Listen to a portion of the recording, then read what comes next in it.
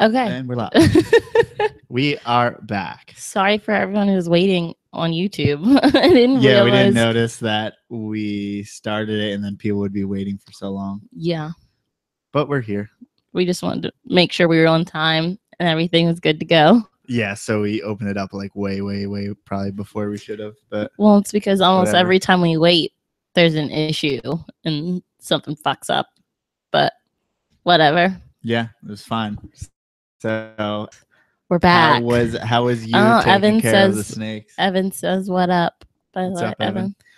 How's me taking care of the snakes? I think everyone who watched the video can tell that it was terrible. Only feeding wasn't that bad. Well, I wasn't gonna put it in those words, but I was gonna be a little bit nicer about it. But you haven't even seen the videos. I haven't seen the video. You haven't even watched the videos. So all the time and effort I spent on that shit, and you haven't even watched it. So you can. Well, let's explain setups for the hatchlings. Okay, so before Joe left for 2 weeks, let's bring that back up because clearly people didn't get that, and some people didn't get that in the video. For the military, before you left, you said. Oh yeah, and Evan just said you did a good job. Then again, you were begging him for help via Instagram. Did you have to tell the world that? It wasn't necessary. Well, I'm just saying. I don't. Okay, what are you saying? It wasn't without lots of panic and lots of. Okay, don't steal the compliment Evan was giving me. You were just erasing his compliment. Do you want me to explain what you did before you left, or do you want to, babe? All right, so for the babies, for the babies, you set them up. At least I do in Tupperware first. That's gonna snap shut. What do other people do? Either the same thing I do, or they have a like designated baby rack, but. I don't have a baby rack that I'm going to trust with babies as small as baby corn snakes. Baby racks in the sense that it's still like a tub you pull out and it's on It's just very small. Like, okay. I mean, yeah. It doesn't even seem more. It's hard to make a slot or a space that's small enough to that be a baby in won't between get the out. tubs. It's just better to have something that you can close tight and not have to worry about. That I know for sure that nothing's going to get out. So that's my only way that I can control that pretty much is having, unless I get like a baby rack that's made specifically for corn snakes. But and then they make them so small, it's like you only want your corn snake in there. You know, you'd have to turn them over so quickly. Mm-hmm. For me, it's like I can keep them in the Tupperware for maybe like 3 months or so and then put them up to the rack. And then we're good until like a yearling. Okay. And so that gives me enough transitional time and stuff like that. Oh, I didn't know they were going to be there for 3 months. Okay. Yeah, I mean, we're probably not going to have them all for 3 months, but true, because you're going to sell them. But yeah, the ones we're keeping in there will be 3 months. Yeah, so in the Tupperware, all I'm doing is before their first shed, is putting down paper towel, giving it a good spray with a water bottle. What we did for a water bowl is the PVC, like little PVC couplings, the end caps for the PVC were a little bit too tall, so I just cut plastic cups into little water bowls. Mm-hmm. And I spilled half those water bowls. Yeah, but I mean, you got to have a little water bowl for the little Tupperware and sprayed it down. And then after the first shed, we kept them on paper towel, but we didn't spray it. Once they feed once, I'm going to put them onto a Sandy chip. Why is it important? Okay, so I don't know if I put this in the video, but when I was taking the babies out and putting them in their Tupperware, a lot of times the water bowl spilled or oversprayed or whatever.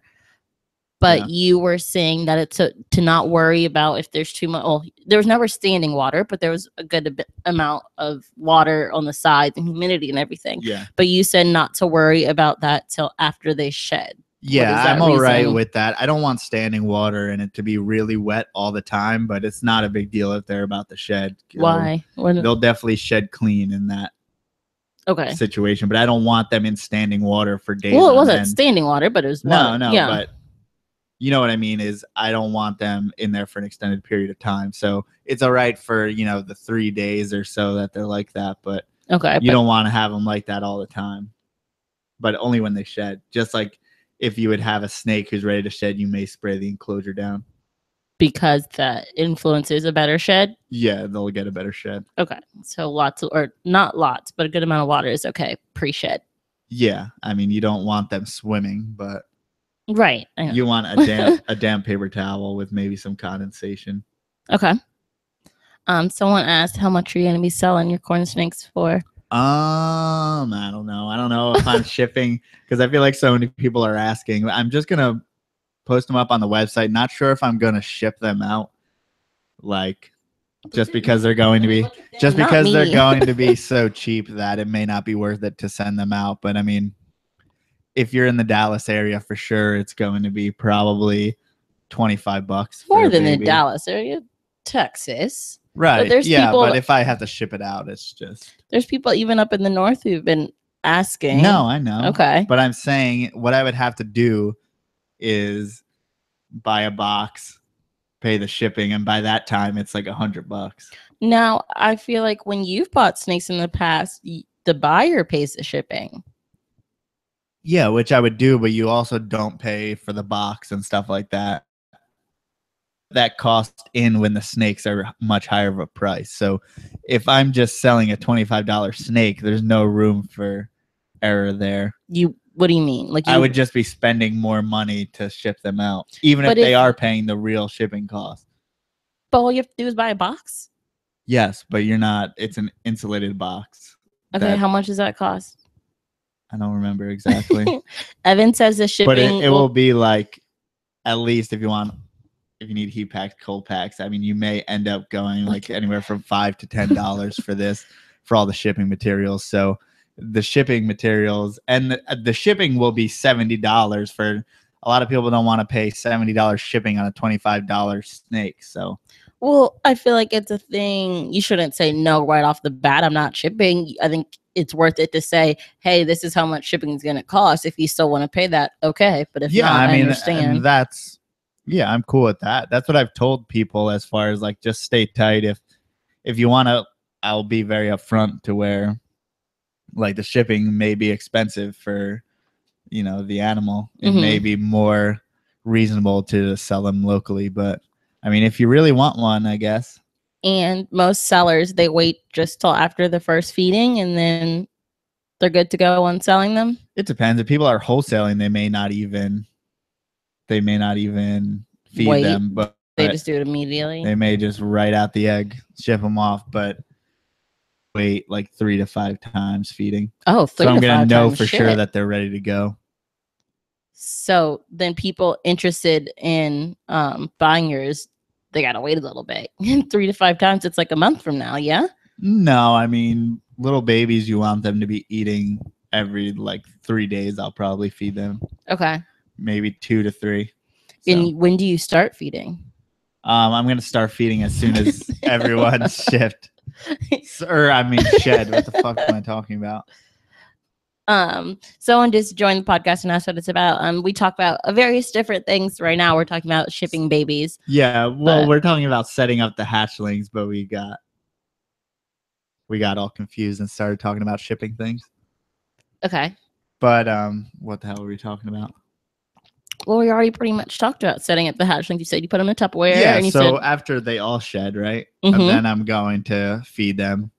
It seems like there's like a few days in between the first shedders and the last shedders. Well, I wonder why, because they came out range of like 3 days, though. So I guess that makes sense. Really, it was like 2 the first day, and then I'm on the edge of just like feeding the ones that shed already, because we're just waiting on like 3 now out of 20 that haven't shed. And but I'm like ready to feed them. Are there different sizes of pinkies? So, like, is there small pinkies, large pinkies that you feed for the babies? Yeah, I have a bunch of small pinkies. Okay. Which will work for them. And now some of ours came out a lot bigger and some came out a lot smaller. Are you going to do different? They're all going to get the same. Okay, even though some came out bigger. None of them are that much bigger.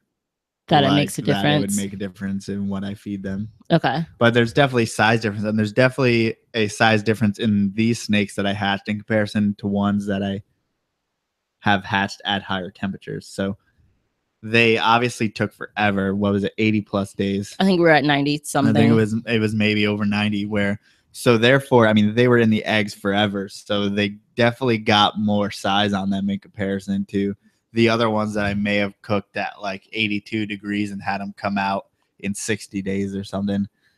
So I think this way I would probably do them a little bit warmer. We did get a few kinks and stuff like that, which is obviously some type of problem with in development of the eggs. So that says to me incubating wasn't completely successful. But it's going to happen in a sample size of 20 plus babies. But still, I want to get better than that. So maybe I should do 80 degrees next time, or or maybe high 70s. So full breakdown, we had 21 eggs.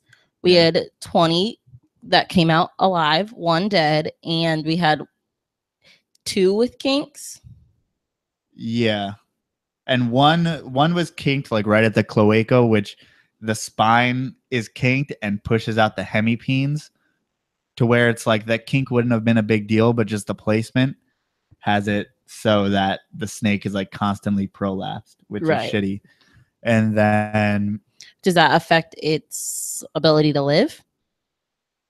Well, you don't want the hemipenes. It's going to get an infection sooner or later. Okay, just being out it has in the its air. outside organs. So that's kind of shitty. And then also we have another one with a pretty bad tail kink that may not be able to pass and stuff like that. So it may be better option just to cull that one. Those just two. To maybe. what? Cull, which means to like put down. Oh, and then coal, like a black piece of coal? No, like CULL. Coal.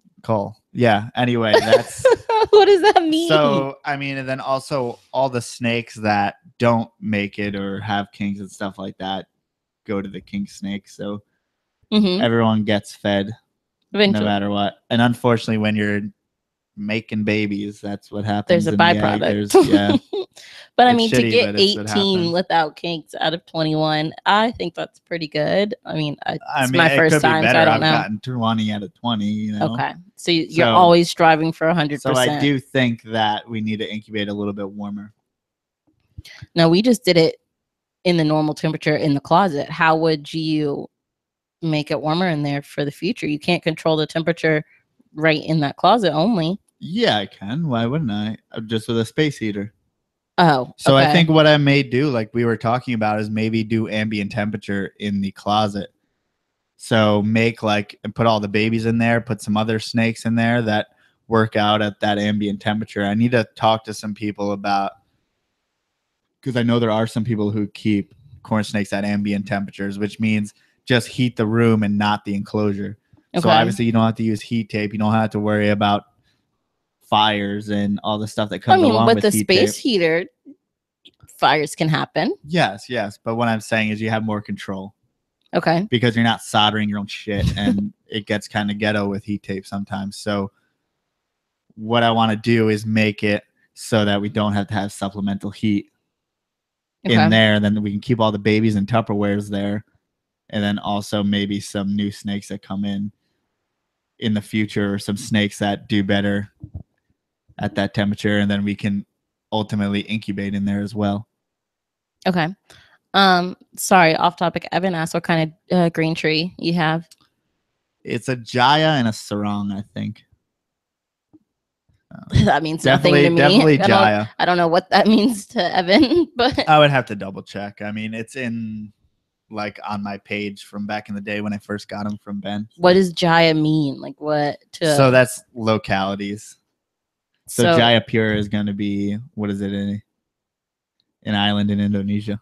Okay. Is it a look where So Jayas will have, for the most part, that blue line down the dorsal. So it's an all green snake with blue down the dorsal. Okay. And then sarong is what? I don't know. I don't know green trees enough. You just know yours might be one, but you don't know what it means. Yeah. Well, I know. Well, Jaya is why I got it, is because I want the blue stripe down the side.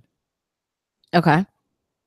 What Evan says, choice of words will carry you a long way. I mean, That's not. I thought that was Ryan. That's a different person. Sorry, I can't read. DS balls deep in pythons. That's the person who said earlier they would pay the shipping, knowing they're getting a quality snake. The snake community needs to shut down the Petcos and Petsmarts when it comes to selling snakes. What are your thoughts on that? It's hard because the Petcos and Petsmarts is where everyone gets their first experience with all the snakes that we have. So in my opinion, it's kind of like a cost of bringing new people into the hobby is having those snakes out there. I think they should be more choosy on what snakes they carry. So I would much rather them sell someone a corn snake rather than like a green tree python. Yeah, I was trying to read it. I didn't know you were going with that. Yeah, so I would much rather them have a corn snake there than a green tree python or things that are labeled weird shit. Mm-hmm. No, I think if there were better things to replace it, I would agree with him that there you are should close some them. Decent local, but very few, very few, not enough to take on. But the internet's going to kill all brick and mortar businesses. But see, anyway, I don't agree with that when it comes to snakes. For first people, they need to be there to feel it, you know. But I think the internet, the more and more people get introduced via like YouTube videos, via different means on the internet, people are going to realize that there are shows that they can go to, and there are breeders in their area. There's Facebook groups with all the local breeders on there and people selling stuff. So you don't have to go to Petco or PetSmart. There's so many other options out there. But I don't think it's very. I mean, if I was a new person who wanted a snake, I wouldn't feel comfortable being like, hey, random breeder, can I come to your house and touch all your snakes to know if I want one? Yeah. So then their only option then is shows, which you could live in a place where they don't happen very often. Even here in Dallas, they're everywhere, though. They're not that. I mean, unless they happen like every month here. Okay, if you know about Lone Star, but not every. That's a very small show. Not everyone knows about that. Right, but if you go on the Facebook group, then you'll figure it out and you'll talk to some people. Okay, you're having more confidence, I think, in people. They're just a lot of people walk into a Petco and they're like, oh, there's a snake there. Like, let me touch it. Let me think about it. Those people that didn't think about it till they saw it, but take those people. There's a lot of people out there that think that are like that. And so they're not taking that effort in the beginning to go do the little research to find out about the shows. Right. And then the people but 10% of those people become people who really get into it and then come to breeders and go into the local groups and stuff like that. So, I mean, yeah, there is always going to be that just impulse buyer, the like 90% of people, and then the other 10% that gets really into it and then wants to breed and then learns more and more about it. Yeah, but I mean, if you don't have those avenues, the Petcos and the PetSmarts, then what do you have?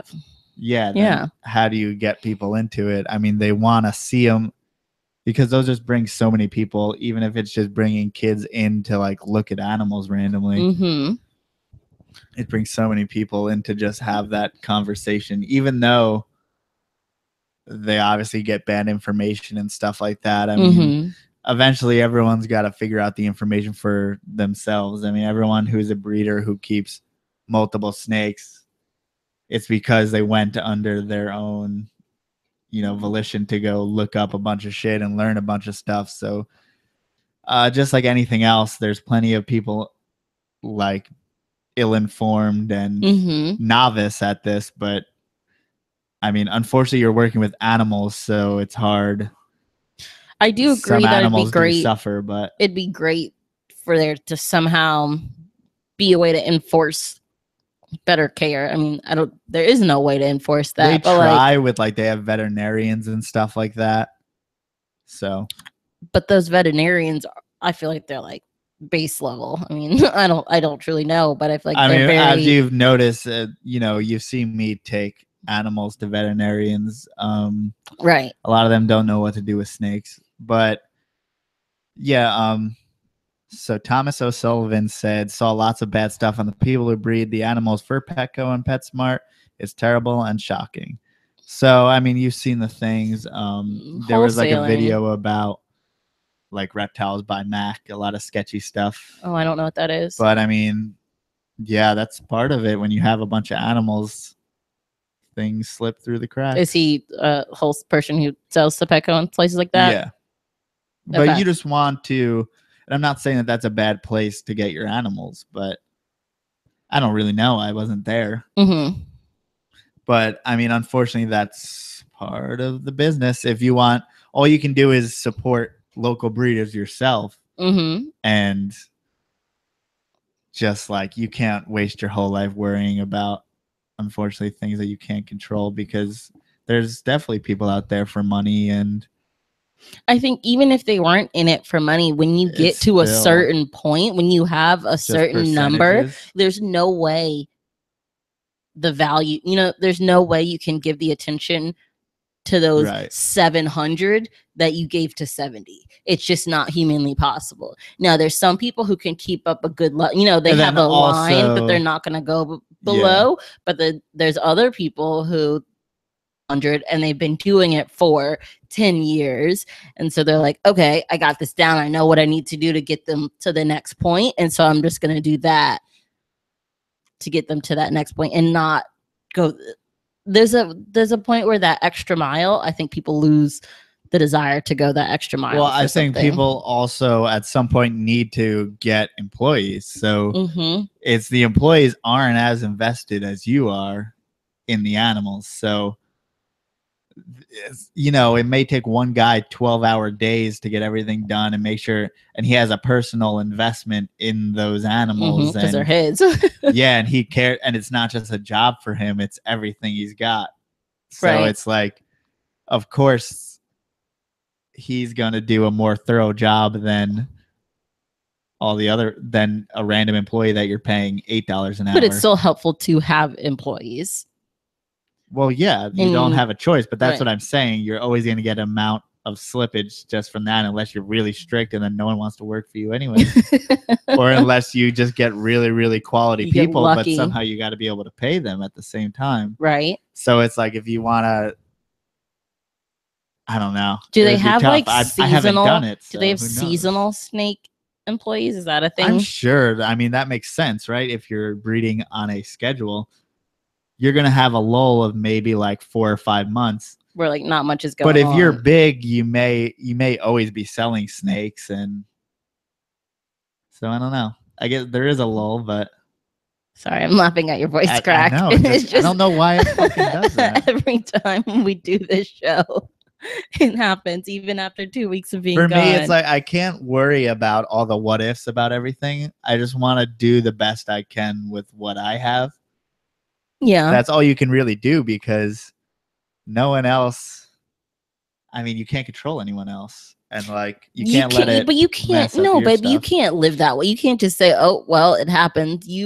I think it's the way to change that is to join together to change the problem. You can't just say, oh, well, it happens. No, I think you have to hold people accountable for bad shit they're doing. Right, but no one can go to Petco and hold them accountable. No, but for wholesale breeders, you can hold them accountable. Yeah, but even them are kind of like, they're kind of out of it. I think that comes back to it. We've talked about in previous podcasts, like a, I don't know, system or a group of people who is in control kind of over snake breeders. We've talked about US ARC. That's not really their intention. They're kind of fighting the rest of the world's laws put upon snake breeders. But I think you need an abiding body to control the snake breeder world. Because I think, what right now that body is? Facebook. That body right now is calling out breeders on Facebook. And I don't think that's always the right way to do it. But none of the biggest breeders are on Facebook because they don't have time for that shit. Really? And they're on a wholesale level, so they're not going to these They're not They don't selling care to about individual individuals. people. Yeah. Okay. They're just worried about business to business. So but there's people are still shitting on them on Facebook, is what I'm saying. Even if they're not on Facebook, people, the stuff you saw about whatever Matt guy, where did you see that? What guy? You said Reptile Mac? Was that what you said? Oh, yeah. I mean, that was a big like fucking PETA thing or something. Oh, but then that's also the main body who's going after U.S. ARCs. So it's like you can't put down Reptiles by Mac and support PETA, and it's just things are too intertwined. PETA goes too far for me. Yeah, so that's why it's hard because that's why I think there needs to be some other. Right, but it's up to a new generation of breeders. So whoever's going to be replacing these guys, you just need to do it better and somehow outcompete them. But who is trying to outcompete them at that giant mass wholesale level? No one's there yet. None of the new young people are there. And then can you make profit doing that? Trying to outcompete the wholesalers? Not now. While doing it right. Right. You won't be making as much money. So you won't be able to keep afloat. You won't be able to survive. They're going to continue to because they're control doing things cheaply, and they're how it gets to that point. You're like, I can't survive doing this without cutting corners somewhere. Someone said they got their Mexican black king snake from Reptiles by Mac. And I mean, I've gotten a snake from there. I mean, it's not. That's what I said. I had a personal good experience with them, but a lot of bad stuff. You can just YouTube the video and see what you think. But it's not a surprise to me because I know the cost of having that many animals and all that stuff. What do you mean? No shit happens at that level. Do you have a number you never want to get over? No, because I never had an experience that, I can't say, because people say it's the same thing to take care of 1,000 snakes as it is 100. So after you get to some point, it's just it's all kind of the same work. Just matter how much time you can devote to it. Just laughing at your friends on Instagram commenting.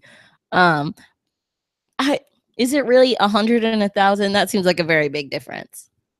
Yeah. But what they're saying is once you're systematized and everything like that, it's just same routine. Same old shit. Over and over, just doing it more times. Again. Yeah. So maybe 100's the number. I would love for us not to have more than like 300 Well, I mean, I would it's also how much the mixture between money, time, and everything. You just gotta do it. And then also you can't tell for sure I have 100 breeder females, 75 are going to go. But then you may have 1 year where less go or more go. You can't really control it at the same time. So I think there's a different balance. It fluctuates and it just depends on timing and everything like that. I think you really have to go that far to realize that you can't do it or you can't do it. I don't know because I haven't gotten there, but you can't put the cap on yourself. How many would you say the biggest breeder has? Take a guess.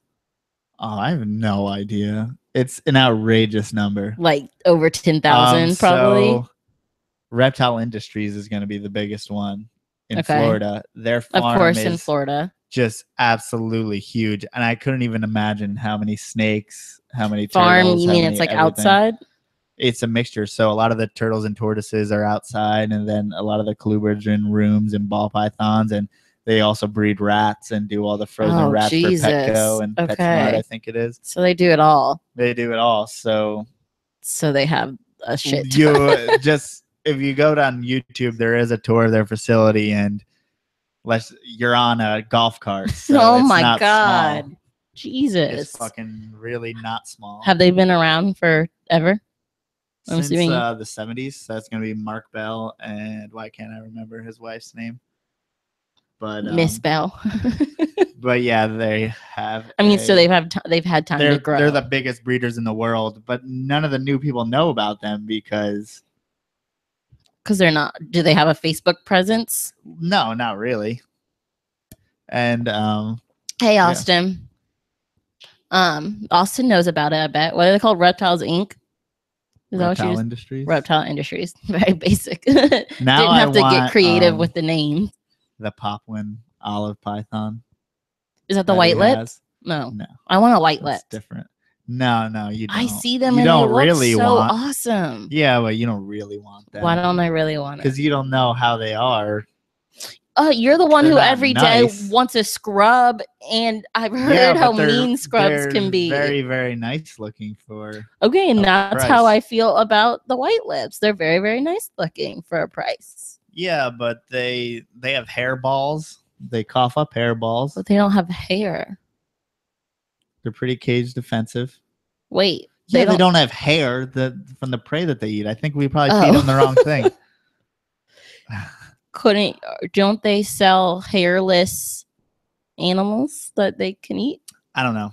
I don't think anyone's really went that far. They hear that crack again. Yeah. I mean, maybe if you did the reptile sausages, maybe did frogs and stuff like that, maybe that would help. I mean, but it just sounds like a very to me to figure out. It just seems like a very easy fix. If you're coughing up hairballs, don't feed them an animal with hair on it. Yeah. I just want to. There's a few snakes that I have really. If I get a snake, I want, especially a snake that's not like a colubrid that I know I can breed. I want time to breed a white lip python. I'm like, about white lip pythons, then I'm never going to breed them. They're hard to breed, and I don't give as many fucks as I should. So that's why I wouldn't ever get it. So why do you give more fucks about a scrub? Because I really like them for no reason. Okay. I like the look of them. I'm just glad you're acknowledging that your love of them isn't any more rational than mine. Yeah. Well, I didn't know if you had some other reasons. But for me, I have to actually keep it and do all the things. You can't even handle a baby corn snake, let alone a white lip python. Again, this is not the podcast to shit on me. I acknowledged in my video that it was all a mental thing and it was an irrational fear of the babies, and it was purely getting bit. If I had never gotten bit, wouldn't have been scared. Right, also, but you're going to get bit and you can't really feel it. So we didn't tell everyone what happened when you got the eggs and the babies came out of the eggs. What happened? Okay, well, let's first answer some people because they're saying someone said they ordered a corn snake like an hour ago.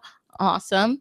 I think that's always a good deal. And then Thomas said the videos are really bad, not just not looking after the animals, but leaving pets to die. He's from Ireland, and he just came across the videos while trying to learn about snakes. Have you seen all the videos? I don't know if I want to watch. Excuse me. Thank you, Sean. Again, you don't even know what happened because you haven't watched the fucking video yet. Right. You just know what happened from me calling you and all that stuff. So tell them what happened. Okay, I'll recap my video.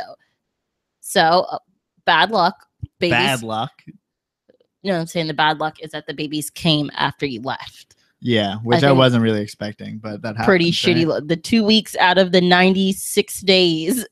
And yeah. So, what is that? I wake up one day, go in the closet. There's 2 babies out. Cool. Still excited. Everything. Because leading up to this, I'd been excited. And let me say, I've held way bigger snakes and fucking baby corn snakes and haven't. What are you doing that for? Yeah, keep on going. Okay, no, that makes it look like you're not agreeing with me or I'm lying. No, I agree. Yes, I've definitely held way bigger snakes. Which is why you shouldn't be afraid. Which is why I wasn't afraid in the beginning. In the beginning, I had zero fears about going into this. I thought it was just going to be like picking up our corn snake babies. I go in there, most of the time they're very still. They're like stone almost, which, they're not moving around in their tubs very much. They're usually just chilling. That's what the fuck I was expecting. I blame you because you did not give me the knowledge. But I always say, babies are going to be more defensive. But you didn't really how bad it was going to be. These ones were particularly pretty bad. But okay, so I had the 2. I put it right on. Someone asked about podcast beers. We have great podcast beers, by the way. Are they sold anywhere outside of Texas? I don't know. 903 Sasquatch. They're great beers. That's what's going on. I need another one. I'm going to get the Lake. We like milk stouts. So I feel like that's not good for everyone. But it says it pairs well with smoked meats, chocolate, and mischief. Yeah. So that sounds good. Yeah, we like, which is weird Lame. because I normally like really light clear beers, but I like the chocolatey, milky. Yeah. Go on. Go on. Okay, sorry. That I'm was an gonna get aside. another one while you tell your story. Okay, good. I'll get 30 seconds want of me you to get not one of shitting you on too? me. No, I've only had like a fourth of mine. Okay. Go. So I had no fear going into it. I was very excited, all excited for everything. I take him out, open the tub. I go in to get the first one out. Guess what the fuck happens? I get bit. These snakes, I don't know what about it. I don't know if they were in their eggs for so long and they were just very, very bitey to begin with. So it got bit. It didn't hurt, but it didn't feel good. And I know they had no teeth, but it was totally a head thing. I was just nervous. Babe, are you really about to do that? Yeah. Okay, well, since you shit on me, now I'm going to tell the world you're currently peeing with the door open. They can probably hear you through the mic of you peeing. Okay. So that it bites me. It doesn't hurt, but it didn't feel good. I still felt it after, and it still left imprint in my head. I guess that's the best thing to say. A mental image in my head of that it was going to happen again. And I still didn't like it just because it doesn't hurt. Bit by actual babies, human babies before, and it doesn't hurt, but you don't like it. Yeah. But I definitely got in my head. Like, let me tell you, it was very irrational. It was crazy. I got in my head so much to the point where I could not put my hand back in there because I was just scared. Now, I did get this. There was only 2 that first day. So I got the second one out actually pretty fast because it was just 2. But then the second day, there was 15 around. So I wasn't scared just about the one I was picking up that was going to bite me. I was scared I was going to get bit 15 times at once by all the ones that were around it. And then also corn snake babies, like they're either biting or they're like running straight out of the like egg box and going crazy. And escaping. Yeah. So they're really fast. Yeah, it really wasn't small. It wasn't a fear of just one biting me. It was a fear that I reach in to get one and they all freak out and they all bite me. And that would hurt. If they all bit me, it kind of would hurt, wouldn't it? And yes, they are so fucking wiggly. You told me a little bit, but I wasn't prepared for it. So then if you watch the video, I try a million different things. I try gloves, which people have suggested gloves since the video that are better. The only way to do it is to man up and put your hand in there. Otherwise, like everything else is very difficult. I used the hook. Now I struggled. You need the little small hooks. Yes, that's what it is. We only have big hooks for the carpets and for all the other stuff. Oh no, Instagram is okay. So yes, I struggled with that hook, as people saw in the video. It's me in the bathtub, like fucking trying to get this little thing on this hook, but the hook is what saved me in the end. Honestly, if I didn't have the hook, you might have come home and there still might have been babies in that container. I don't know if I would have been able to. It's so hard to be like, just do it. Yeah, but you suck at fucking motivating. You can't say just do it. What if I told you just go into my classroom with my fucking 10 million 3-year-olds and told you just do it? No, you wouldn't. Yeah. No, you wouldn't. With all of them crying and screaming and spitting and snot. Okay, thank you. So what happened? So what happened is eventually the hook, despite the hours it took, worked. I did reach out to Evan, since you want to bring that up. Evan is someone who lives in Dallas who keeps snakes and who has done that many times. And I reached out to him to do it. Of course, he was out of town. No one was here to help you. No one was here to help me. Out of the people we know, everyone was out of town. Yeah. Sean says he just distracts them with one hand while he uses the other to scoop them up from behind. And that would have worked with one. But when there's 15 all on top of each other, it just didn't work. Also, I have a question. Baby. A lot of, is that necessary? Go on. A lot of them. So you know how we had the rectangle Tupperware that had the bedding, and then we had the circular Tupperware that had the eggs. The eggs, yes. A lot of the snakes would crawl under the circular Tupperware, in between the Tupperware and the bedding. Okay. Is it warmer under there? Yeah, I mean they're just hiding. But it just from me. Yeah. Okay. I just thought that was interesting that they all like to circle right under there all together. So I kept having to move the Tupperware everywhere. Yeah. So Sean said that someone's selling an adult on Facebook, but he's scared because he's never been bit before. But most adults are super calm. They're nothing like the babies. I have no fear of picking up our adult. I mean, not even our adults. Or what do you call ours? And then like the yearlings can be like a little bit more. They move around a little bit more and a little bit more flighty. But the older they get, they just get really mellow. Do you call the ones we've had now for a couple? What do you call them? That would be yearlings. Our snow tester, our Okati. I can't read from here. They were born in like May of last year, so they're over a year. But yeah, those are so calm. Like that snow is never going to bite. Now, still, when I hold it, sometimes it's trying to move, not anywhere the speed of the other ones. And then if you pick up the adults that we have, they're totally they're just very very calm. Yeah. Oh. What? You used the word hesitant when you were talking about it, but didn't he say hesitant? I don't know. He said hesitant. He said I'm kind of hesitant. I was just reusing your words. Well, I didn't say your last name, so no one will know if you're hesitant. But yeah, I mean, if I'm not scared of an adult, I say you shouldn't be. It's ridiculous how much calmer they get. Even the babies now. Okay, so I took them out, put them in their Tupperware. Last Friday? Now the first time. You said scared. Sorry. Either way, no need for anyone to be scared. But let me say, I took the babies out. That was last Friday. You came home Saturday. You took the babies out. Let me tell you, he got bit 4 times. So my fear was somewhat justified. One was hanging off my hand. One even stayed. Usually they bite and let go. One hung off his hand. So I feel somewhat justified in my fear. But those babies are fucking 4 times. Who gives a shit? That's not fun. But then even today, if you go in there, like they're only 1 or 2 would bite. And then I do have to say that once they eat and shed and everything, I'm sure all but like 2 of them will be totally cool. Right. It is very interesting how quickly they calm down. Like already now, whether they're getting used to us or just getting used to being not in an egg. Getting used to the outside world. But I will hold some now, even though I know they were bitches before. I can't stop looking at them. I know he's a little bit obsessed. You're constantly opening their Tupperware, constantly looking at them. I don't know why. I don't know.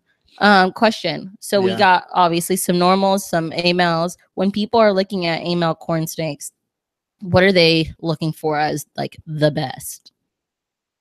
Whatever you want. Okay. For me, I want to just pick out the whitest ones, even though most people are picking out the reddest ones.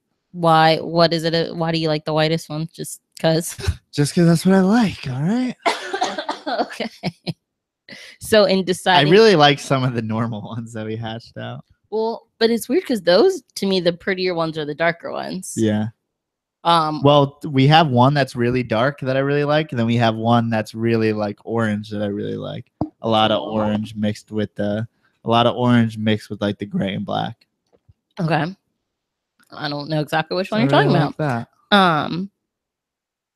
But what does it mean a wider one? Did they just get like more of that amel gene? It just means the white around the like spots or the dorsal pattern. So those red blotches, I like the border around them to be a thick white, like an Okati. And that's just what you're into. Yeah. See, I think I don't know. I like the pinks, but I guess that I like the pinks and the reds, but I don't know. Sean said he's had a lot of king snake babies and none of them have been defensive. Are corns just more defensive than other snakes? I would say that king snakes are usually a little bit more defensive than corn snakes are. I think it's just by the time you get a baby corn snake, it's more chilled out, and same with the king snakes. I think there's even a difference between hatched today and hatched 5 days ago. Like ours are much calmer now and not defensive at all. I think once like they fed them, they cleaned them, so they had to take them out of the enclosure, and then they brought them to a show and everything. Like there's a lot of handling and maneuvering in between hatching and being sold. So they get much more used to it. They do seem to be much calmer by the time that they're sold. And who knows how old they are. Don't they? don't most people tell you when they're born? Yeah, but it depends on where you're getting them from. Not everyone's going to do that. If you're getting them from a larger place, they're probably not going to have hatch dates and stuff like that. Just because too many snakes to There's just keep too track many of that. snakes to keep track. But wouldn't like 20 of them all come out on the same day? I mean, to me, it seems not that hard. If it's not like one snake's coming out a day, you're getting them. You have 50 clutches coming out in a day. Okay, so they all get the same date. Right, but you're keeping track of 1,000 snakes. Okay, but I don't know. To me, large groups still come out at the same time. But either way, you're taking out much more time than you would if you just didn't give a fuck. Right? Okay. Would you say it's that though, individual attention that we were talking about? Would you say though that most buyers want to know that? Like they'll ask you when were these born? It's not for corn snakes as much. I mean, it's good to ask if you can. I mean, that's why you go to a personal breeder. That's why you go to a small breeder who can tell you all that stuff. And yeah, so I mean, if a breeder's doing their due diligence and giving you that stuff, that's awesome. Mm-hmm. But don't expect it if you're getting it from Triple L or Reptiles by Mac. Because it's just way too big. But I agree. My Reptiles by Mac was also like a really good experience. And that there can be both sides of it. That like y'all can have great, the best. I mean, also it's the amount of shit that they put out there. Of course, people are gonna have bad experiences. There's gonna be bigger chances of. Yeah, so that's another thing. When people start shitting on people, you can be like, was that a one-time experience because they do this every day for their? Because if Amazon sends out 100 packages, like how many packages have we had lost from Amazon? Like, yeah, even Amazon fucks up. So if you're shipping out multiple animals a day, then something's gonna go wrong eventually. I don't think you have to drag someone through the mud if it was happenstance or, because they sell more animals gives them more opportunity to fuck up. Definitely. You gotta give a little bit more benefit of the doubt when they're selling. And then also you see people who just don't do the right thing, which, they deserve it. But a lot of the times it's like, well, did you contact the breeder? Well, no, not really. You gotta tell them that something's wrong so that they can help you. And try to fix the situation. Because a lot of times you see a bad guy post or whatever saying this is a bad guy, but they never really got to the breeder themselves to help them rectify the situation. So I think it's just important to have open communication throughout the whole process. Yeah. Question. I don't know if you can generalize this, but say an average breeder who goes to shows consistently, sells online or whatever. Yeah. Well, percentage wise for the average breeder, like most of sales coming from shows versus coming from online. It depends who it is and how much time I didn't know if you could answer but the thing is that there's way too many. There's a lot of people who treat this as a hobby. So they make hobby money. They do hobby things. What is hobby money? I don't know what that means. Meaning, like, to me, if it's a hobby, you're not selling. So it's interesting that hobby money even exists. In this industry, like, everyone wants to pay for their hobby, right? What do you mean? Keeping snakes and breeding snakes. Pay for most for their people, hobby. It's a hobby. Just like another guy works on cars and stuff like that. But luckily with snakes, you may be able to pay for your hobby. So, you can buy food and stuff like that. With the money you make off of for your hobby, not pay for your hobby. No, pay for your hobby mean the expenses are paid from what you sell. Okay. So you can pay for just having fun and buying new snakes and keeping going. And then there's also people who treat it as a business. And I think you get more rewarded for treating it as a business than you may make actual money to put back into your, business or hobby. So I think it's too many people produce snakes and expect them to sell on their own, but that only happens if you have the best of the best snakes. But you also see the people who do go the extra mile and do the marketing and also the customer service. You see that come back to them like tenfold. Because there's so many people not doing that. So there's too many people treating it as a hobby instead of putting their all into it as a business. I mean, but you can't make it's okay to have those people. No, that's perfectly, but that can be, everyone occupies a part of the market, but I'm not trying to be in the market. I'm trying to go extra. So that's my plan, is to, by having this podcast, by having a YouTube channel, by having an Instagram, that shows me more in a professional light. Not even if I have 1,000 snakes to sell, I want to be professional before I even have snakes to sell, because people know that I'm doing my hardest on all those fronts, and that people trust me because I'm doing all that stuff. So when we get bigger, what percentage of your sales would you hope come from reptile shows? I mean, I'm just trying to think about. It's so hard because it depends on where you live. Okay, I'm just trying to think about what makes it worth it for someone. Oh, you're talking about it's my chair. Sorry. Chair. What did you think I farted or something? The dog. Or the dog? No, it's my. I'm sorry. It's my chair. It's creaking. It's completely. They can hear it. I don't know. Definitely hear that. Shit. Totally lost my train of thought. I feel like we should answer him. It depends. I mean, I just don't know. With corn snakes, you're gonna want a lot of your wholesale. You're gonna have to wholesale a lot. Really, you don't think there's enough buzz and interest? But I think I could do that. I mean, that's what Walter does. He doesn't have that many clutches. I'm sure he wholesales a lot. Also sells a lot of higher end animals at Walter Smith, pretty decent prices. Okay. Yeah. So. And he doesn't have, and he does it all himself. I don't think he has any employees. Wow. Okay. So that's what I want to be. I want to do the best I can, be individualized as much as possible, while at the same time making, a living or treating it as a business. Does he do any shows? I think he does some, but very little. Maybe I feel like I don't hear about him. Yeah. I think he did Daytona, or at least went to Daytona. At that point, he is like, everyone in the corn snake community knows him, so he sells out pretty fast. He doesn't even have to do it. Just like Justin Kabelka, even though he has ball pythons and everyone else at the shows have ball pythons, he doesn't do shows because he doesn't have to, because his marketing and just the quality of his animals go beyond. And he was able to just sell them completely online without ever having to put out the cost of going to a show physically. That's what I was just thinking. What point? I think there's a period. So there's the side on the top end, like you were saying, where you're big enough that you don't need to go to shows.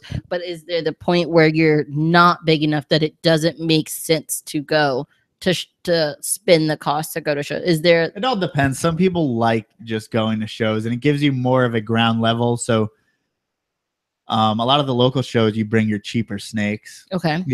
Stuff that you don't expect someone to just come around and pay $1,000. Drop $1,000. So you may have a local show where you can, drop off some of your $200 and under snakes, or just show off, get to talk to people in the local area. But yeah. But sorry, go. Sean asked, he's looking for a reputable place for a black pine. Which state are you in? Because black pines can't go interstate anymore. Oh. Can Louisiana pines? Or is it the same thing? Yes, they can, unless it's Louisiana or Texas. What? Unless it's where they're inhabited. Okay. Why can black pines not go interstate anymore? Because they've been elevated to Are they endangered? A vulnerable species. Yeah. What's the difference between endangered and vulnerable? I think it may be endangered or in threat of being endangered. You can't do that. I'm not sure what exactly, but it's a I forget what the actual term is for what they are now. Okay. But basically, you can't bring them interstate because. So he's in Washington State. I don't know if you said somewhere on the East Coast, I'd probably help you out with the black complete pines. Other different side. Casey Lazick may be in Washington. I don't know if he has black pines. I don't know where he is. I forget. I don't know, but you're whispering. Oh, sorry. But yeah, so just like the Eastern indigo, but the Eastern indigo, a lot of states you need to have extra even paperwork to go with it. For what? For what? Just because CITES stuff, so that you make sure you don't get in troubles. What is CITES? I think the black pines are fine as long as you don't ship them across states. CITES is what looks over endangered species all over the world. Okay, gotcha. Okay, so back to the show. So when are you going to try to like when do you hope to start going to shows, or like when does it make it worth it for you to, or do you not have an idea of that yet? I don't know. It would be fun to do a show. It depends how cheap the tables are. But right, if you only have, when does it make it worth it? When you have snakes that you're selling for over $30, is that when it makes it worth? If you're only going, well, when it makes it worth, I mean, it all depends. I mean, you could just be going to a show just to make your money back, but it's also marketing, getting face to face with people. There's no real dollar amount. There's plenty of times you'll go to a show and then people will see your snakes and you'll get their business later on. So, I think it's good for especially. I would say that start off with the shows and graduate to the fact that you don't have to do shows anymore. I think that could be like a rite of passage for everyone. I don't need to do it anymore. Yeah, when you get so good that you don't have to do shows anymore, or you get to a point where you don't feel like you need shows and you can do it all online or put more effort into. I don't know. I feel like even when we're big, I would want to do shows. They just seem fun. Yeah, that's why I would always do them. But at a certain point, maybe after 10 years, you're like, okay, fuck this shit. Yeah. So maybe it gets repetitive. So you graduate to the not big having leagues. to do that. I mean, most of the snake stuff is word of mouth. So especially you find the rare stuff, they sell out before anyone even knows about it. So it's like you need to be on the in to get some of the rare clutches. Like things like black pines are like that too, though. I haven't even heard of them. I didn't know they existed. Yeah, it's similar to Louisiana pines. It's going to be in the Pine Barrens. Okay. So it's the same fragmented habitat southeast, and so they were elevated to, I guess, being endangered. I don't remember exactly what it is, but what their status is. But you can interstate transfer. But it's possible that could change. No, not really. They won't go backwards because they're not going to get better habitat. We're not going to do anything for them. Yeah, we're not going to tear down shopping malls to put up more Pine Barrens. So I think it will stay like that. They're just trying to protect what they have, even though that shouldn't hold anything on. That shouldn't. Dixie, what you doing? That shouldn't make any difference on people who are captively breeding them. But you can never tell, I guess, who's captively breeding, who's not, who's getting it from the wild. What that's trying to do is stop people from taking them from the wild. Okay, that makes sense. But that's not necessarily, there's so many people captive breeding that if there was a way to make sure that these animals are captive bred, then of course they should be sold and be able to ship. But there's no way to make sure of that. Mm-hmm. I mean, maybe you can tell once you get it. Really hard. Once you get it, you can maybe tell. Yeah. But let's see. William Schneider said, "What's your least favorite animal?" Does he mean snake or animal in general? Because I'm sure you have snake that I own, or I'm sure you have some least favorite animals if we're gonna do the whole the whole animal kingdom. But you gotta. Not even. Why don't you like an? I mean, it would be. What do you mean? Why don't you like an animal? There's so many I don't like. Like what? Well, I hate all birds, so that's that. Yeah, that doesn't make any sense. Who likes? Very few people like skunks. Like, I like skunks. Are cool. Have you ever seen a pet skunk? No, because why the fuck would I ever be friends with someone who has a pet skunk? Well, there's pet skunks and they're pretty cool. So. I don't know. There's not any animal that I don't like. Spiders, roaches. Yeah. Yeah. You don't but like whatever. roaches. It's like, just let them exist. I don't care. So he's saying, well, he's not saying hurt them. He's just saying, what's your least favorite? Look that way. Stop looking at me. Oh my God. You're not looking either. So it doesn't matter. Okay. Because you keep looking at me. So if you had to choose, what's your least favorite? My least favorite animal? I really don't know. That's sad. What's yours? Birds. Just all birds. All birds. I hate all birds. Yeah, whatever. They're annoying and loud. Oh, okay. Don't Instagram's gone. Instagram's gone. Yeah. But yeah, pretty much birds. Skunks. I mean, all rodents smell pretty bad. I hate all rodents. Like how rodents and smell. I don't like bugs. But I don't. There's a lot of animals I clearly don't like. Yeah. What's your least favorite snake? That I own or in general? In general. I don't know. That's a Oh, silly fuck. question. Instagram is not done. Uh, 4 seconds left of I don't know. Instagram. What do you even know? That's not a good question. What's the meanest snake? Oh, God. It's all individual. I feel like there's Scrubs some are general. pretty Okay, mean. now Instagram's over. See, yeah, of course you fucking pick scrubs, and that's the one you want. Pines can be pretty shitty too. They don't like to be touched. Is that kind of but that same doesn't through all take anything pines? away from me. Are from me. Louisiana pines worse than like black pines, or are they just kind of all pretty bad? Some gophers are a little bit better. Some bull snakes are a little bit better. At the end of the day, they all have pretty similar instincts. okay? But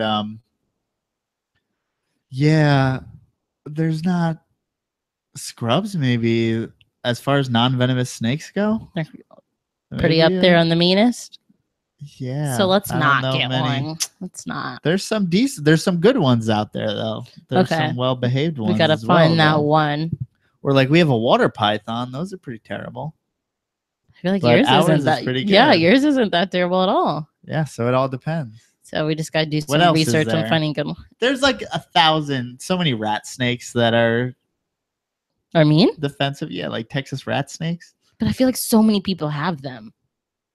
Like I feel like I see rat snakes everywhere. Yeah. Well, So they of course, can't- snakes are rat snakes technically. Okay, so they can't be that bad. If No, like they're a not. millions But of it's people like have you're not them. gonna die. It's a little rat snake. It doesn't matter.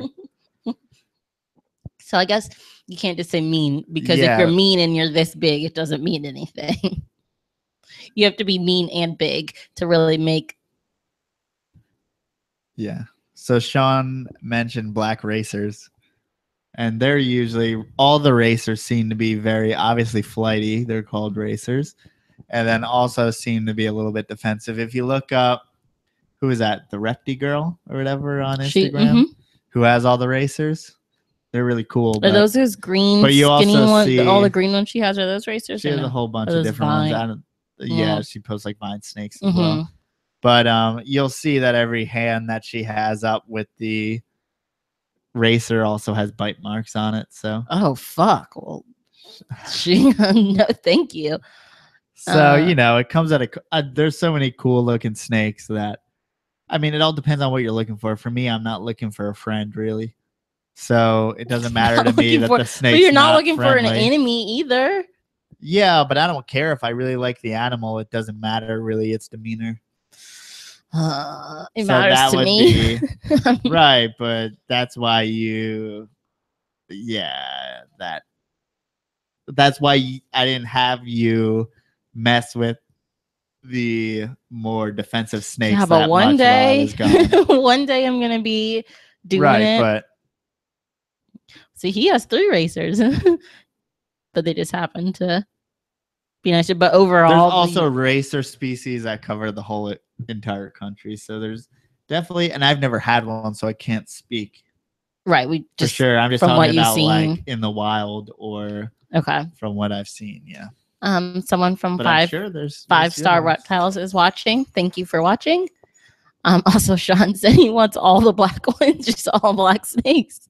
There's so like the more and more you look at snakes, the more snakes there are. What? Meaning like, well, it's obviously he said black pines, black milks, but people don't even know that those even exist. Can you name 10 black snakes? I got one. Mexican black king snake. Okay. Eastern indigo. Texas indigo. Black racer. That finger doesn't work well. Black milks, but black milks start off looking like regular milk snakes and then turn black. Okay, it counts. It counts. 5 more. And they have to be totally black? Yes. They have to be totally black. Oh, there's definitely some colubrid species in the Asian countries that are all black. Like black corn snake? No. Oh. Oh, What do you mean God. by colubrids? Like, I want to say You there's like green puffing snakes that are all black, but I'm not sure. No, I don't know. Sean I said don't black know. rat. Did you say that already? No. Oh yeah, black rat snakes. 3 more. There's some localities of eastern hognose that are all black. Really? There's melanistic eastern hognose. Never really seen cool. a one like that. 2 more. But I mean, does that count? I don't know.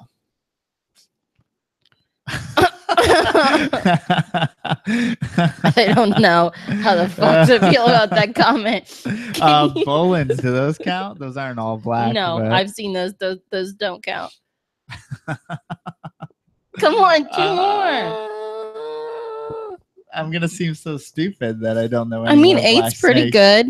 Right. I just can't think of. There's plenty of black snakes. There's a bunch of garter snakes that are almost all black. Water snakes almost all black. He said, yeah. Water snake. But they're not exactly. I don't know if it can count. Okay, well, one more. We'll just throw it in there.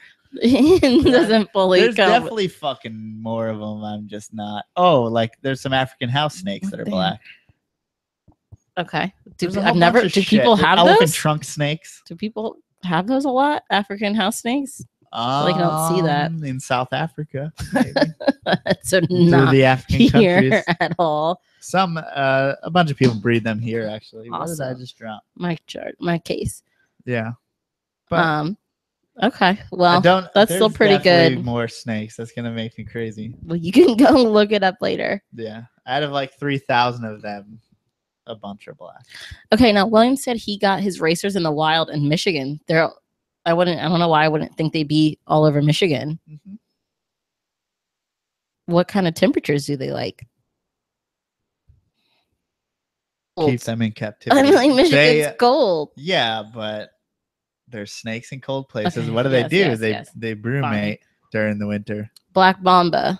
Black mamba. Yeah, but they're not black. They're really gray. Just their mouth is black. So it doesn't count. If we're just and then the ball pythons don't count. But why don't they count? Because that's not a black. That's a mutation. Okay, the snake if itself that counts, then a lot of other things gotta count, right? Yeah. What other kind of interesting? I don't know, but it's been an hour, so I feel like we had more to tell. We talked about the babies. Yeah. So a lot of them have shed. You're gonna wait to feed them till they're probably all shed. Mm-hmm. Turns out I forgot one baby. Should we talk about that? I did this. I took them all out last Friday, and then Joe goes to throw away the eggs because I just left them there, and there was a baby in there that had shed and everything. You did not see an egg that was obviously full. I'm gonna say it was on the bottom. I have no idea where it was. Well, I thought I always counted 20 eggs, but we actually had 21, right? Yeah, we had 21. One died, or one didn't make it. So yeah, so that one that you cut open was like all. It seemed alive, but it wasn't developed. So it was like all kinked up and all flat and weird stuff. Weird things didn't develop. But here's a good question because you reminded me of another question. Yeah. Do you like geckos? I don't dislike geckos. I've had crested geckos. It's just a lot easier to. I feel like I said geckos weird that time, but I've had crested geckos. But it comes down to like I would much rather have snakes, to where I can feed snakes once a week and clean them once a week, to where the crested geckos, it's going to be more maintenance more often, as well as feeding and then misting and then cleaning. That's what I was about to ask. All lizards are more day to day in comparison to snakes. Do you feel like most people who want to get big in the snake world eventually branch out to other reptiles, or do you feel like a majority stay just snakes? I feel like once you get the itch for it, I don't know. I feel like a lot of them expand to other. But I'm trying reptiles. To think of the most successful people have done there's some very successful breeders out there that stick so closely to what they do. So it's like Justin Kabelka has almost nothing other than ball pythons, right? Okay. So a laser focus on ball pythons, even though he has some other stuff, but he doesn't really sell it or market it much. And then there's people on the wholesale level who have everything. Okay. There's Brian Barczyk who has everything, right? So you can do it two different ways. Did Brian start out just snakes and then expand to? Yeah. Okay. And I think that just noticed that there was an opening in the market for leopard geckos on the wholesale level. Like pet stores can't get enough of leopard geckos and corn snakes. So that's why a lot of people have chosen those as building blocks of their companies or their businesses on the wholesale level because there's just such a demand and pet stores can't get enough of them. Right. So you see that and you're like, why not? So you're like, yeah, of course I'm going to do that. But you can also just go really deep into your one thing. Someone asked, what about monitors? Yes or no? I guess that's me. What do you think about them? Would you ever keep them? I think in order to do it right, as far as monitors go, you got to go real deep and you got to only keep monitors or have the means to go really in depth. I mean, you just have to dedicate a lot to it. Yeah. As far as not even just daily upkeep. I mean, if you're doing a bio setup and stuff like that for a Savannah monitor, you still need a lot of burrowing room, a lot of cage space, and then a really, really vibrant heat source as well as UVB and all that shit. Okay, just so in order so to much do more right, shit than it's so much harder than just having a snake. Do you think most people do it wrong because of that? Or yeah, because Savannah monitors are sold for like $35 at every show. Whoa. So it's like people just put them in a tank. Way they don't cheaper realize than I that thought. They're going to get it so big. And then also they just don't know anything about caring for them. So yeah, there's a lot more effort to put into a monitor 100 million times over than a snake. Wow. Each snake is, for the most part, can go in a bin. What do monitors eat? Diets. I don't know enough to say it all, but you're going to have a mix of meat and veggies. Oh, okay. So yeah, even I that's think more Savannahs work. are much more carnivorous than, say, a Tegu is going to have more of a mix of veggies and meat, but I'm not 100% sure on that. So either way, it's a lot more work than just giving it a rat. And more, I mean, you can give a lot of lizards just rodents and stuff like that, but from what I hear, it's not beneficial to them. It's not really why not how you should do it. Because in the wild, they're just not going to be eating all the same thing all the time. Just eating what they can get. Yeah. Oh, interesting. Okay. William asked, what was your first snake? My first snake was a corn snake. Tony? No, I had snakes before Tony. Oh, okay. So in like first grade, I got a corn snake. First grade? Oh, geez. Yeah, I brought a corn snake in for show and tell in first grade. Did it escape? No. And it was a little baby normal. And then before that, I actually had an AML. Okay. So in kindergarten? Yeah. So, I mean, that was probably kindergarten or something like that. Wow. And then once that snake got older, he actually escaped. Of course. And then we found him in our backyard like a year later. What? He went from being like 2 feet to like 4 feet. And he was a full grown adult. It's interesting he didn't go that far. No, because he was living in the house the whole time. It was way too cold out there.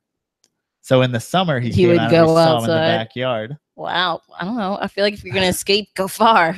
But it's just too cold, so you're going to stay inside. So he has a Nile monitor. What are those like? Watch all your fingers.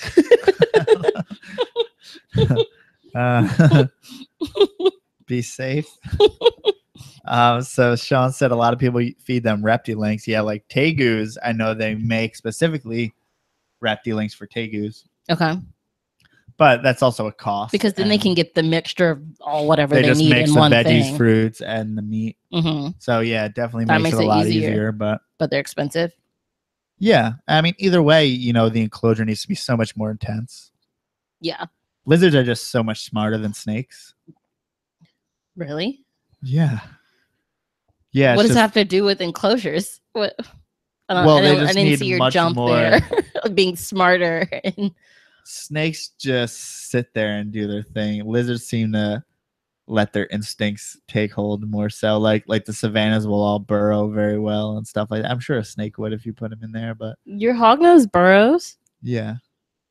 We just tend to get, I guess for whatever reason, like lizards get obese and shit like that. If you doesn't sound very smart. What do you mean? Well, no, like you don't give them the proper enclosure, they're smarter. Yeah, but what I'm saying is they get obese if they're not given the right ability amount of stuff to move around and burrow and stuff like that. And you always see these fat Savannah monitors. That's always a thing. They're always way, way, way too fat and really, really sluggish. And they're pretty lean animals in the wild. And they're pretty active also, so it's like you have to have that space to give them in order for them to, you know, expend calories, because they want to eat all the time, so you need to expend calories so they don't get fat. Snakes are much different. You can control their whole body by doesn't mean you don't see a fat snake, but no, yeah, but you're controlling that by feeding them way too much. I don't think people realize how to feed. You're told once a week, but that's so general for a lot of things. Like, I could for corn snakes, but also like I'm gonna feed them different times throughout the year. Like, I'm gonna feed them at different rates throughout the year. I'm gonna feed them at different rates from when they're a hatchling to an adult. But it's just way if too you're much just to getting tell. a pet, then you Yeah. tell them maybe once a week. But then once it gets to an adult, maybe you want to do it every 2 or 3 weeks. Okay. Because they're slowing down and they're not growing as fast anymore. But you just can't load that on someone. It's hard to like explain that to everyone. To give all that right away. Yeah. And then so yeah, then be like, for hatchling, do it every 2 to 3 days. No one's gonna do that either. No, they're not gonna keep up with that. They're gonna do well just doing once a week. They're gonna do fine. But for me, I want to get them started quickly. So that's a good way to do it, is to feed more often, just to make sure that they're feeding well. Sean says lizards seem to be more active and eat a lot. Do they eat more than snakes? Yeah. Oh. I mean, you'll have snakes eat once a week, and lizards, most species, either daily or every couple days. Like humans. Yeah. Well, not a couple days, really. But the daily thing. They're still slower than humans by far, but closer. Definitely more than snakes. Definitely more than once a week. Your smart comment still has me thinking that you said they're just... Well, they're just more intelligent. They're more reactive to you in their environment and stuff like that. So they would rather forage for food. Okay. Sean said need UVB and you have to worry about compaction. What is that? Compaction is, especially for leopard geckos and stuff like that, they seem to eat sand, and the sand gets compacted in there, then they can die. I don't know much about it, or compaction in the mouth to where they strike something and get something stuck in their mouth. So do you not want to keep a lot of sand in there? Like, how do you fight that? Yeah, usually just don't mess around with sand in the leopard gecko enclosure. Some people do it and it's fine, but if you want to just totally avoid it, that's probably best. So what kind of bedding, or what do they do for leopard geckos? Is there any bedding? No? Paper towels. Okay. I'm not sure what everyone does these days. Is that what, didn't you say you had it, or you had crested? I had crested geckos. Crested geckos. Are they very different? Keeping? Yes, very different. So crested geckos are room temperature, so you need to do pretty much nothing. Okay. William said his birthday's in 4 days. Should he get a leopard gecko? You should get whatever you want. Ugh, that's always your fucking answer. Whatever you if you spent the time to figure out how to take care of a leopard gecko and you think you're ready to take care of a leopard gecko, then do it. Okay. Just feed them mealworms. Ew. Every few days. Gross. Or I'm not sure exactly how it works. I got some ice. That's funny to say. He asked, what are some breeding projects you want to get into? Ooh, I can name that. What? Okay. First, palmettos. Well, we're already into it. Okay. Next year we're gonna breed, what did you say, snow hognose? Yeah. Which I've never even seen, so I'm excited for that. I kind of just want more hognose now. I've been really enjoying them. Why do you enjoy them? They're terrible. Yeah, I like yours. Are so. If you find some not mean ones, not annoying ones, most of them are not mean. It's just yours. Yeah. Okay, so palmettos, snow hognose. What else?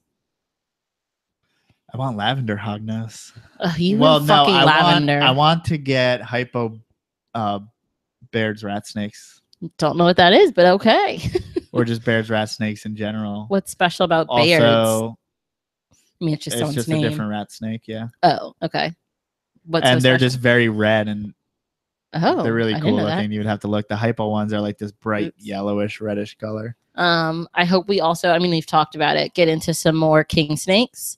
Some California kings. Yeah. I'm going to show you some on Instagram today. There was one I really, really liked. So I would love to get also Trans-Pecos rat snakes. That is the blonde Xanthics, I think it is, that are fucking outrageous. I'm gonna show I'm you sorry, on I the can't thing. handle this Kevin Smith person. Yeah, he's saying some real crazy shit. Whoa. Whoa. Kill pregnant bitches, eat your children. Loot a man's home, kill his children, rape his wife, wake up zombies. Excellent. I thought he was like joking, but he's bringing out like Bible. I don't know the Bible at all, but he's quoting some real shit. So I'm like, Revelation, Jesus will destroy us. is that really what Revelation 11:18 says? Do you know the Bible? Exactly, man. Are you joking? Yeah, I don't fucking know. Dude. You know the Bible more than me. What? What? Your mom made you do Bible shit growing up. I don't know. I can't tell you. I can't tell you probably three things about the Bible. Blonde Transpicos. Blonde. Okay, show the world. Oh, world. Oh, dude, you're not gonna be able to see it. that's a terrible picture. And there's no like focusing. There's no focusing. That's God terrible. Damn it. Okay. But they're fucking awesome, right? Don't you like that? No, it just looks gray to me. Yeah, that's why it's cool, because snakes aren't usually gray. There you go. But aneries are gray. What the fuck are you talking about? Yeah, that's true, but it's a Transpicos rat snake. And then the Baird's rat snakes. Sean says you should get into black milks. I would like black milks. I knew someone who produced them. I mean, it's just not, the milk snakes tend to get more specialized than what I have right now. So how so? More to where they seem to have more feeding problems than do regular rat snakes and corn snakes. So I kind of want to build up to that point. If I get all the snakes that I want first, I mean, it's something. So this is a Baird's rat snake. So they can get, oh, I like this one. They can get very like purple and like red. The red one. Okay, so show the world. This is just like the natural snake can get very purple and very red. So I really like that.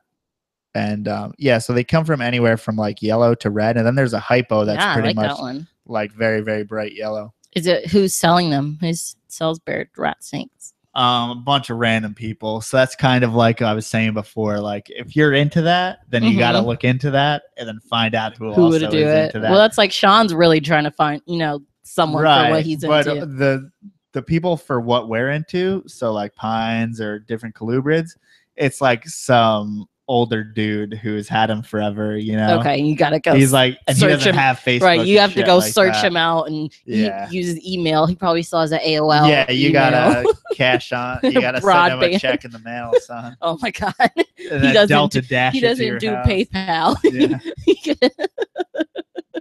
Send him a money order. Oh my gosh.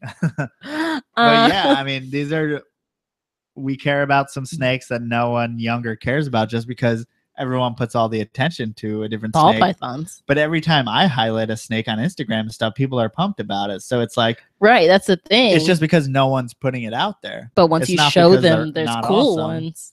Right. So I'm saying you can sell anything because they're awesome. Yeah. Just no one's letting people know how awesome they are. And they're better snakes than some of these ball pythons. So like Baird's rat snakes are like perfect captive snakes. And they can come in purple people just don't know about naturally. Them. They don't even need mutations to come in purple and red. So it's like, and they're very, very docile. Almost 100% of the babies eat the first time. Oh, fuck. That's awesome. So that's amazing. Like, put your, so that's why I think like, how much time do I have to put into it?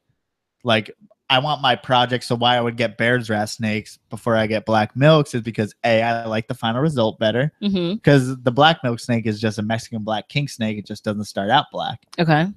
But obviously not the same thing. They would still be cool. Right.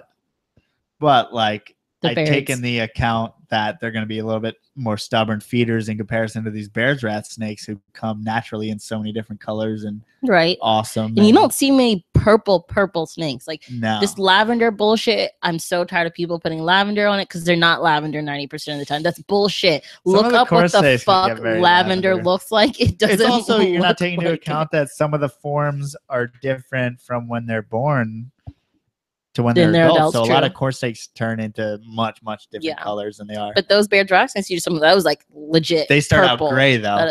Oh fuck.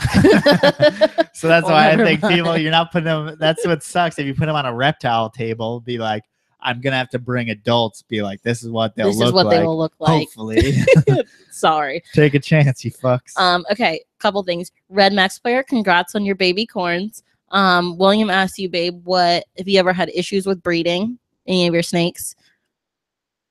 Yeah, once you start breeding, there's There's always always issues. this year we had our girl who bred, she prolapsed after and just got so fucked up. I mean, she's still alive, but there was lots of issues and out of our control. Like, it just kind of happened. Yeah. He also asked you, would you ever get a Burmese python? No, just because I know I'm not set up to properly take care of them. So they're just so big. It would take too much of my effort to make my life work for that. I mean, it's better off left to someone who's doing that exclusively. Who's more dedicated to that. Really me, yeah. Sean said black milk sell out fast, so you have to be on a you have to be on a list. It's that intense. There's some old school guys that I could probably charm your way. No, you just gotta know who to ask because they're literally dudes who don't have Facebooks and shit like that. But imagine he said being on a list for a year. Fuck that. I don't know. Wait, that's bullshit. Well, no, but that's what you got to do to get some of those. Is it just because the demand's greater than supply? Yeah, just that much. But you think if there's a high demand, they produce more. That doesn't make sense to me. Right, but only a certain amount of people care. Maybe that's right where everyone wants it to be. I guess. I mean, I'm just not going to wait for a year for a snake. And maybe they're a little bit too difficult for people to breed that people don't want to take the time to get into them that much. I don't think they're that hard to breed, but yeah. I don't know. Never tried. I never really looked into it, although they're cool. I got some ice said, what's the best hognose breeding morphs? What I really like is look into like the Arctics and the lavenders. So the lavender is going to be like a really light purple color, like a fucking lavender color. You know what I mean? They're not lavender. Don't believe And then you. Arctic, which is going to be like a very icy gray, slate gray looking animal. It's really cool. I feel like for the most part, people's hognose or normals or albinos. Like I feel like that's for most people the extent. I mean, at least with the most albino hognoses. There's I feel like the most of what I see are those two, and right, I very rarely just like see everything else though. Well, because those are lower end. So these Arctic and lavender, they're like $1,000. Holy fuck, $1,000. So okay, never mind. Albino, anaconda, those are going to be the ones, and your xanthics are going to be which are the ones who are in the lower echelon. So, but they're still like super conda xanthics that are super fucking cool. And you just use so many big words. So anaconda is on a hognose. It's just like circles going down the back on the dorsal. And then the super anaconda is a patterned head and then patternless the rest of the snake. Whoa. So like you do albino in that, and then it would be really, really cool. Okay, so while you pull that up, Red Max Player says he got 3 albinos and 7 normals. I don't know what we got. Do we know the numbers? I don't remember. It's pretty much half and half. Does it usually come out half and half? Half albinos, half normal? I mean, it's a crapshoot. I mean, you're playing with odds. Russian roulette a little bit. Yeah. And Sean said instead of females like king snakes, black milk. Okay, can't read. Black milk males get bigger. Oh, is that the only one where that happens? No, a lot of the North American colubrids, the males actually get bigger. Really? Which in pythons, it's usually the opposite. In your hognoses, that is the biggest discrepancy in male female that I've ever seen. Like, yeah, if you've never had an adult female hognose than a male, like your female can eat your male. Like ball pythons, can be pretty extreme, but like hognose is almost a different level. I mean, just you think it was born like way further. So like there's a what is that again? And a super. Oh, I hate their heads. I just don't like hognoses. It's not gonna work for you. But okay, so Red Max Player said, what is the best baby corn snake food? Pinkies? Yes, pinkies, but I learned today that there's different sizes of pinkies. So you want to get the small pinkies. Is it just small, medium, large, babe, for pinkies? Yeah. Well, there's no medium. It's not gonna work. Oh, it's just small, large. Yeah, babe, that's nothing. It's not gonna work. But they're cool, super condas.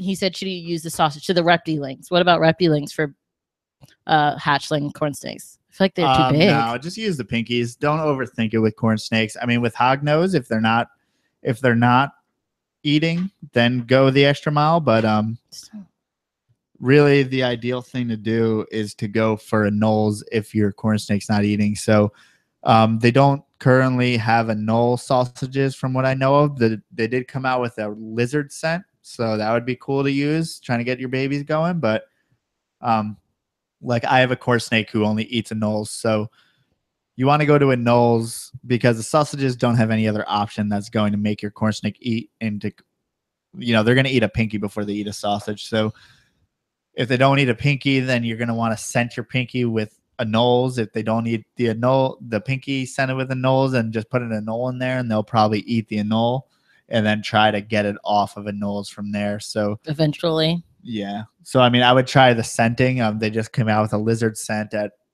Reptiles, so that's what I'm going to try. I need to make sure I get a bottle of that to make sure that just we like can a get spray or it's like in a little eye dropper. Okay, and you just drop the. So like, and then also for the hog nose, what I do is my male doesn't eat unless I tuna scent. Yep, unless I dip the pinky in tuna, cover it in tuna juice, then he'll eat.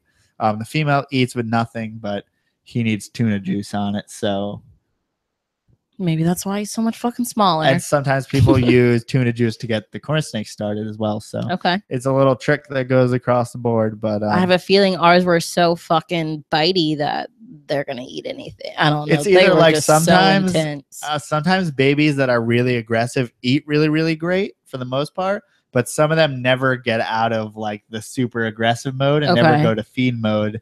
So they're just biting the whole entire time, but don't eat. Yeah. So it's usually a good sign, but some of them are just too crazy.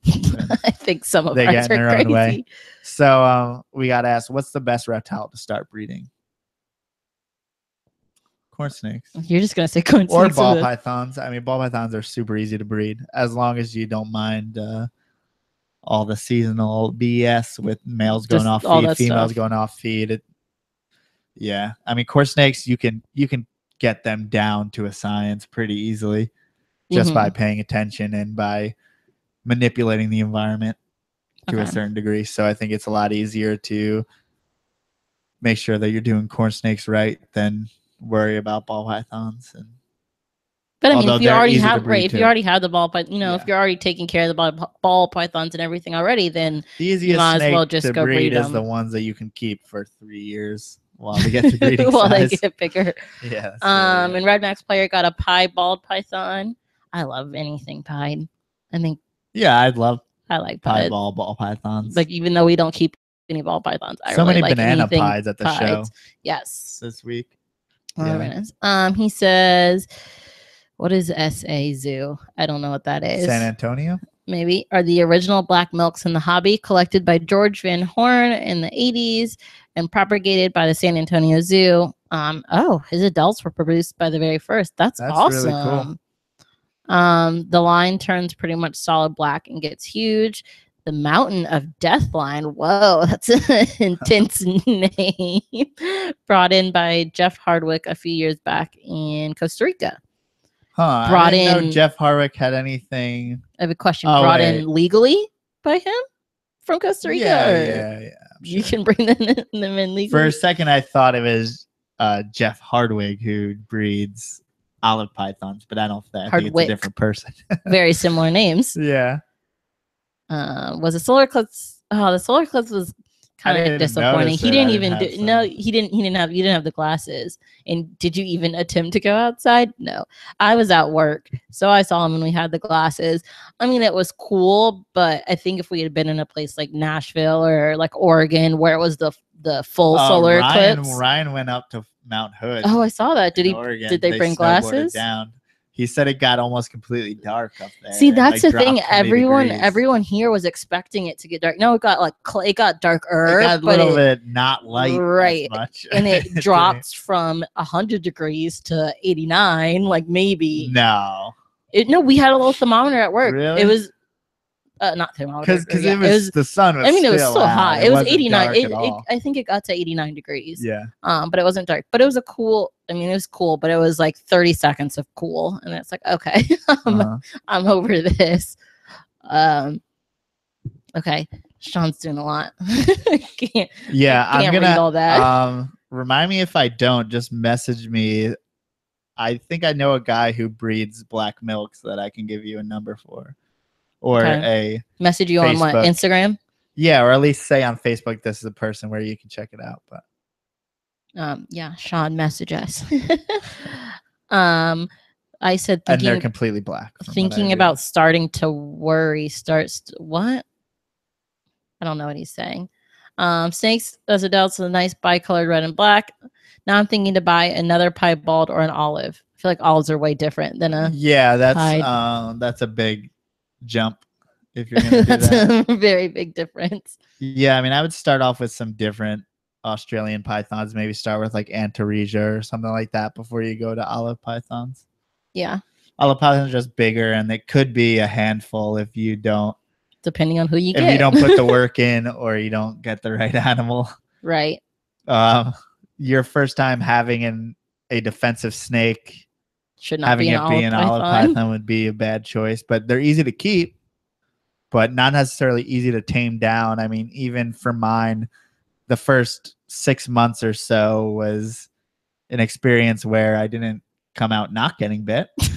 That's a double negative. Yeah, exactly. That means I got bit. Yeah. So, yeah. So I would say it's best to start in a smaller species, maybe, a different Australian python, Antaresia, which are going to be your pygmy pythons. Okay. You may be able to get a similar temperament in a snake that won't get 10 feet, so it's a lot easier to handle a like corn snake sized python, which is cool to have a corn snake sized python anyway, because it's like a good size. a very, very small species of python. But yeah. And then it's like, what's smaller than an olive that's in the same genus that is pretty similar? It's like a water python, which you don't want to do that. For your second snake either. That's No, you definitely don't want to do that either. So, yeah, I would go with something else. You got to read the question. You can't. Are you moving on to the next question? Or No, you say, no. I thought you were reading the next question and saying, yeah, to that one. Next question. Do you think you could breed racers? Probably, but I always find that the North American, some of the snakes that aren't kept a lot are that way because it takes a lot to get them going. So I don't know if the racers are hard to get on rodents since they probably eat a lot of amphibians as well as frogs and stuff in the wild. So I bet those would be some interesting babies. Yeah, I mean, I just never really thought about it. So I don't know. I'm sure maybe they're great to keep. I don't really know, but or you don't know how easy or hard they are to breed? No. I've just never really looked into it. I'm more into other stuff. Yeah. Okay, it's almost 8:00. People have been asking great questions. Yeah. Thank y'all all. All right. Okay. I don't understand your last comment. I got some nice. You're talking about a story time. I don't. A day where you tell a story. What kind of story? I don't know what he's talking about. I'm not. Start story time. I didn't know so many people were interested in racers, or anyone was interested in racers. There's a world out there for everything. Sometimes when things are found in your local area, you either like don't give any shits about them, or you're really into them. Yeah, because it seems like there's more colubrid breeders down in Texas, where you can get in West Texas, get a lot of different king snakes. So yeah, okay. But in comparison to the Northeast, mostly ball pythons. Let's go. Okay. All right. Thank you guys so much for watching, listening, everything. If you're watching on YouTube, you can download this on iTunes, Stitcher, wherever the hell you get podcasts at. Also, yes, William, we do these every week. He was gone for 2 weeks, so that's why we didn't have him. And this is the time because I have class Tuesday night. So Monday nights at 6, we will do a live podcast every Monday night at 6. Check us out on Instagram. Please follow us on Instagram. Petportcitypythons everywhere. Petportcitypythons everywhere. Watch the videos. Every video from now on will be him. I'm not making any more, so you don't have to watch my terrible snake keeping shit. Now that he's back, it's all gonna be him. Okay, yes, we'll be next week here at 6. Next week, so it's gonna be Mondays now from now on. Also, of course, when we're saying goodbye, we have like 3 more people start watching, but sorry, we've been doing this for almost 2 hours. Like, I need to eat. We will talk to everyone later. Thank you guys so much for watching. If you have specific questions, message us anywhere. Port City All right. Pythons. Okay, bye. Bye.